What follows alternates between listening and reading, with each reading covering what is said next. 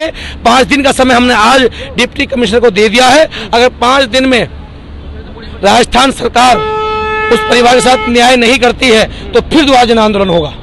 और दुख की बात यह है कि लगातार अम्बेडकरवादी संगठन आवाज उठा रहे हैं न्याय के लिए, उस परिवार को न्याय मिले, लेकिन मुख्यमंत्री जो है वो सत्ता के नशे में चूर हैं। उनको लगता है कि दलितों कोई आवाज़ नहीं उठाएगा। आज हम लोगों ने यहाँ पर राजस्थान भवन का संवैधानिक रूप से घेराव किया, ताला लगाया। उनको लगता है कि दलित कमजोर है, वो भूल गए हैं कि अम्बेडकर की किसवीं क्रांति है।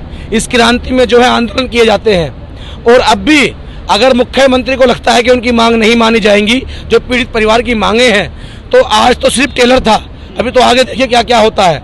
और मेरा अनुरोध है देश के प्रधानमंत्री से कि आपने हर बार दलितों की बात करी है और लेकिन दलितों पर उत्पीड़न कम नहीं हुए हैं, तो वहां पर राष्ट्रपति शासन लगाया जाए। और जहां जहां दलितों की घटना घटती हैं, चाहे वो केंद्र की सरकार हो, राज्य की सरकार हो, रवैया सेम रहता है। बस खाली प्रदेशों के नाम बदलते हैं लेकिन उत्पीड़न सेम है।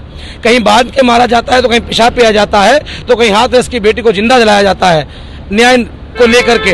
तो आज हम लोगों ने यहाँ पर प्रदर्शन किया। यहाँ के राजस्थान भवन पे जो राजस्थान सरकार को रिप्रेजेंट कर रहे थे डिप्टी कमिश्नर हैं, उन्होंने हमारा ज्ञापन लिया है। उसमें हमारी मांगे हैं कि उस पीड़ित परिवार को 1 करोड़ मुआवजा दिया जाए, 20 बीघा जमीन दी जाए, एक सरकारी नौकरी दी जाए, एक सरकारी आवास शहर में दिया जाए और आजीवन उसको सुरक्षा दी जाए। और जिन्होंने जितेंद्र मेघवाल को सिर्फ मूछ रखने पे मारा है, उनको फांसी हो, फास्ट ट्रैक कोर्ट में उसका मुकदमा चले। अगर ये नहीं होता है तो हमने 5 दिन का समय राजस्थान सरकार को दिया है। उसके बाद दिल्ली की धरती पे ऐसा आंदोलन होगा कि जो लोग ये समझते हैं दलित समुदाय कमजोर है वो भूल जाएंगे। और इस बार सोशल मीडिया पे चल रहा है कि बहुजनों के लिए कहीं ना कहीं जो राजस्थान सरकार है वो शुरू से कुंठित रही है, क्योंकि हमने देखा अभी गैंगरेप होता है 15 तारीख को, उसके बाद नाक रगड़ जाती है बहुजन समाज के युवक, लगातार बहुजनों पर अत्याचार, लेकिन राजस्थान सरकार चुप है। देखिए, इस देश में सबसे ज्यादा दलित को उत्पीड़न की घटना आई है वो राजस्थान से आई है। और राजस्थान में कांग्रेस की सरकार है, तो कांग्रेस सरकार को अशोक गहलोत से इस्तीफा लेना चाहिए। अगर वो ऐसा नहीं करते हैं तो हम लोग राहुल गांधी, प्रियंका गांधी का जो आवास है और जो कांग्रेस का राष्ट्रीय मुख्यालय है, हम उस पर प्रदर्शन करेंगे, घेराव करेंगे, जिससे कि लोगों को ये दिखाई दे, चाहे भाजपा हो चाहे कांग्रेस हो, उत्पीड़न कम नहीं होते, सिर्फ नाम बदलते हैं। और मैं कहना चाहता हूँ जो लोग यहाँ पर राजनीति कर रहे हैं दलितों की, वो सिर्फ दलितों की कुर्सियों को भरने का काम कर रहे हैं जो बाबा साहब ने संविधान में दी है। अन्य कोई आवाज नहीं उठा रहा, क्योंकि आज हमने देखा है हम लोग लगातार आवाज उठा रहे हैं, लेकिन लोग जो है वो पार्टियों की बेड़ियों में बंद करके गुलाम बन गए हैं। आज समय है पार्टियों की बेड़ियां तोड़ो और उन भी लोगों की आवाज उठाओ जो लोग आपके परिवार से, आपके बीच में से हैं। आखिर कब तक ऐसे लोग मारे जाएंगे मूछ रखने पे? आखिर कब तक बहन बेटों के रेप होते रहेंगे? और राजस्थान सरकार तो इतनी निकम्मी है कि 1 घंटा बीतता नहीं है और कोई ना कोई घटना दलितों को उत्पीड़न की आ जाती है। तो हम बर्दाश्त नहीं करेंगे, ईंट का जवाब पत्थर से देंगे और हम लगातार आवाज उठाते रहें, आगे बिठाएंगे। मेरे साथ युवा शक्ति दल के प्रदेश अध्यक्ष डॉक्टर कालू सिंह भी यहाँ मौजूद है। मैं उनसे समझूंगा, सर, लगातार जिस तरह से राजस्थान में लगातार एट्रोसिटी हो रही है, उत्तर प्रदेश का भी हाल बहुत बुरे हैं। जौनपुर में हमने देखा महिलाओं को नंगा करके पीटा जाता है पुलिस थाने में, इस तरह की चीजें आती है। कांग्रेस और बीजेपी मिलकर कहीं ना कहीं बहुजनों का दमन कर रही है, किस प्रकार देख रहे हैं इन चीजों को? कांग्रेस और बीजेपी दोनों चोर मुसेरे भाई हैं। जब चुनाव आता है तो उत्तर प्रदेश के मुख्यमंत्री दलितों के घर में बैठ के खाना खाते हैं, मगर जब दलितों को मारा जाता है तो 56 इंच के सीने वाले लोग चुप हो जाते हैं, जो ये बोलते हैं कि दलितों को मत मारिए, अगर उन्हें मारना है तो मुझे मारिए।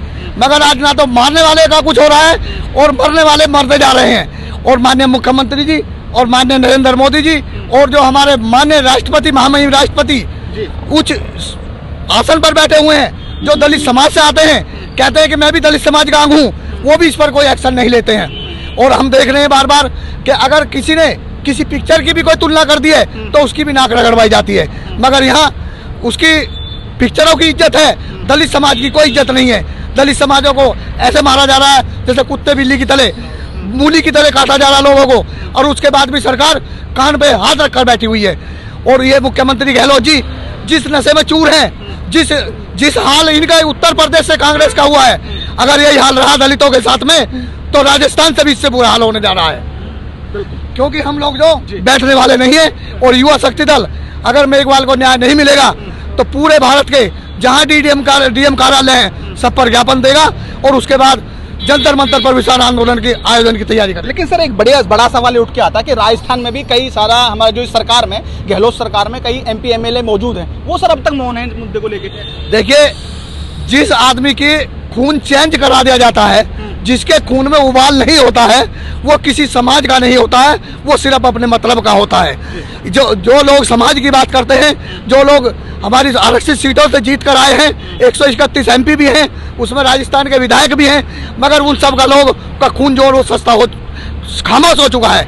मगर हम लोगों ने ठान लिया है कि 21वीं सदी में अगर हमारे दलित के साथ कोई कुछ करेगा तो हम चुप बैठने वालों में नहीं है। युवा शक्ति दल ईंट का जवाब ईंट से देगा। बहुत बहुत धन्यवाद तमाम मुद्दों पर हमारी राय रखने के लिए। देखा आपने किस प्रकार जो यहाँ तमाम जो युवा हैं कहीं ना कहीं यहाँ राजस्थान भवन का घेराव किया गया और एक बात इसमें साफ देखी गई, जिस तरह से लगातार बहुजनों पे अत्याचार बढ़ रहे हैं। जितेंद्र मेघवाल युवक को मात्र मूछ रगड़ों पर मार दिया जाता है। तमाम मुद्दों पर लगातार हम प्रतिक्रिया और उनकी राय जानने का प्रयास करें। जिस तरह से एट्रोसिटी लगातार राजस्थान नहीं उत्तर प्रदेश में पूरे देश में बढ़ गई है, वो अपने आप में बड़ा चिंता का विषय है। जल्द ही राज्य सरकार और केंद्र सरकार पर इस पर ठोस कार्रवाई करनी चाहिए। नेशनल न्यूज की तरफ से राहुल कुमार की एक विशेष रिपोर्ट।